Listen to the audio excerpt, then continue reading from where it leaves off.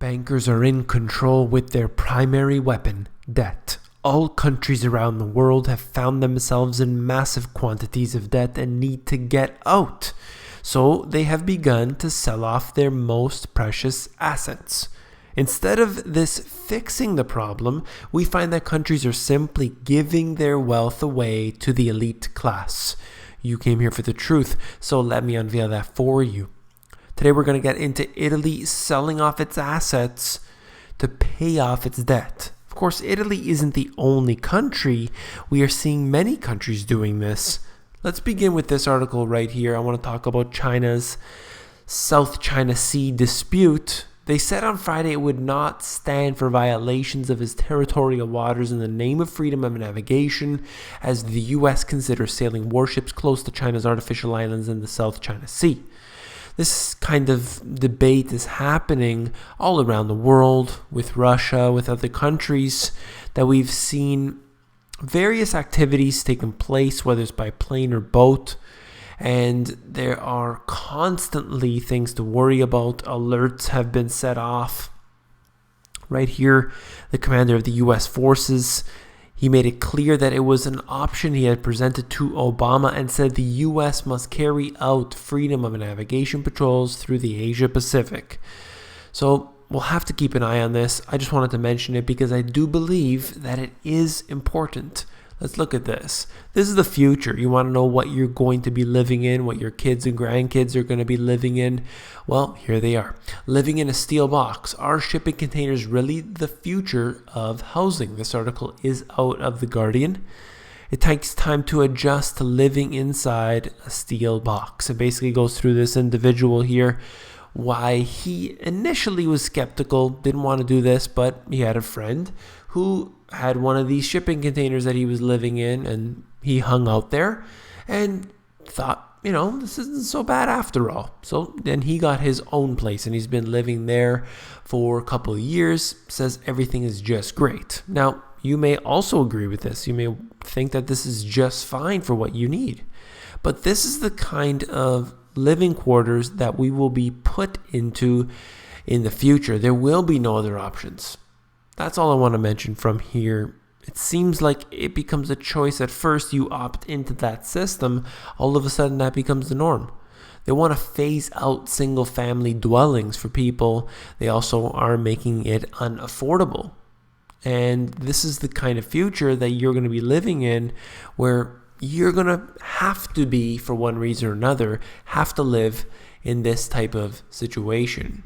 So remember, when we talk about debt, it isn't just the debt of the nation. You have to remember that at all levels, there is debt. Too much debt, in fact. So if you look at a particular country, let's take the U.S., for example. The nation itself, the U.S., is in $18+ trillion of debt. But then you have the counties are in trouble, the cities are in trouble, the states are in trouble, the corporations are in trouble, and the individuals are in trouble. So where exactly is the money to be bailing these individuals out? Where is it coming from? If everyone is in debt, that's globally, well then where do you get the money from? Let's look at this. We're talking about this article in the Telegraph about Italy. He said that the city is so short of funds that it's having trouble maintaining its centuries-old palazzos, cleaning its canals, and paying for its nursery schools. It's pointless to pretend that Italy's public debt doesn't exist. If we could reduce it, recovery would be much more robust, and we would eliminate a massive weight from our children's future. They're not going to be able to pay this off. You can sell all the assets you want, and I'll show you in a moment how they've been doing this for quite a while. It's not fixing anything. It's not the first time that Venice had to consider selling off the family silver, and then goes into other things that they had to do. Converting an upmarket shopping center and islands in the lagoon have been also put up for long-term lease.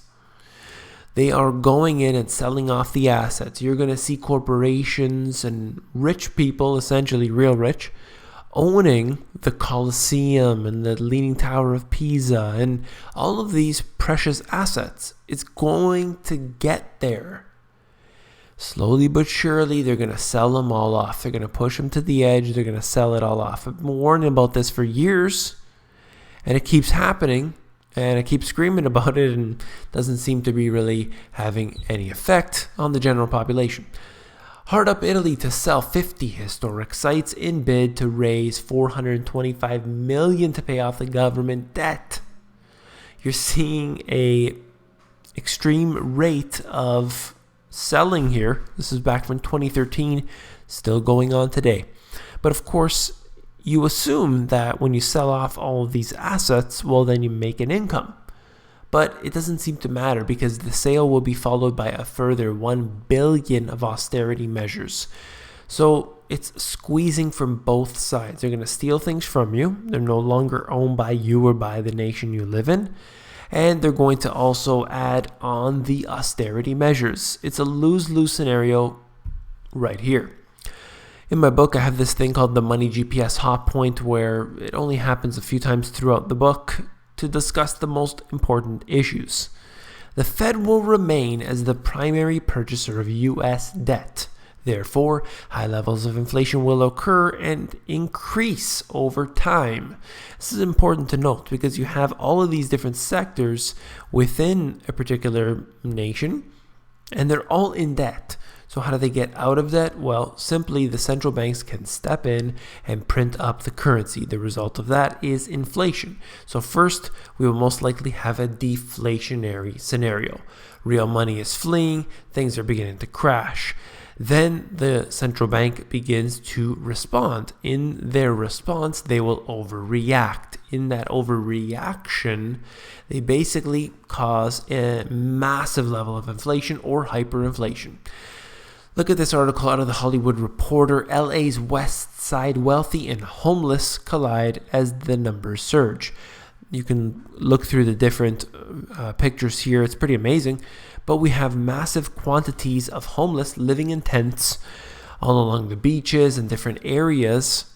And this goes to show you how this disparity that I continue to preach about, the disparity is just getting worse and worse, where you have massive amounts of poor, and at the same time you have people selling $100 million homes in the same areas. So expect this to get worse. I'm still covering the robots and the potential issues that we do face with robotics and automation. World's first laundry folding robot unveiled in Japan. This is in fact the Jetsons. For those of you who are old enough to know what the Jetsons are, this is really happening before our very eyes. So no longer are they just washing the clothes for us, drying the clothes for us, but now they're beginning to fold them and putting them away. Slowly but surely, taking away those really mindless tasks that we don't want to do. It's great. It's wonderful. But what about the jobs? What about the jobs? Where are we going to get any jobs? Low-skill jobs need a lot of people in that. But if you can all of a sudden replace those jobs with robotics, well, then you have a whole group of individuals unable to find work. What happens? They have to go to their government and ask for money. Then the government is put further into debt. Eventually, they have to reduce their expenditures. In doing so, they pay out less to the individuals in need. They continue to be, if they're not already, below the poverty line. Slowly but surely, some of these individuals get upset. That upset behavior begins to turn into civil unrest, begins to turn into riots, and we have chaos in the streets. That's what worries me. What about Monsanto right here? We have some interesting information to discuss. Monsanto's stock is tanking. Is the company's own excitement about GMOs backfiring? Pity Monsanto, the genetically modified seed and agrochemical giant. Its share price has plunged 25% since the spring. Market prices of corn and soybeans are in the dumps. Monsanto's main customers, the farmers who specialize in these crops, have less money to spend on its pricey seeds and flagship herbicide. And it goes on. Basically, what they're saying is that this is a probable carcinogen. We've known that for quite some time. It is now being discussed by the World Health Organization. That's right.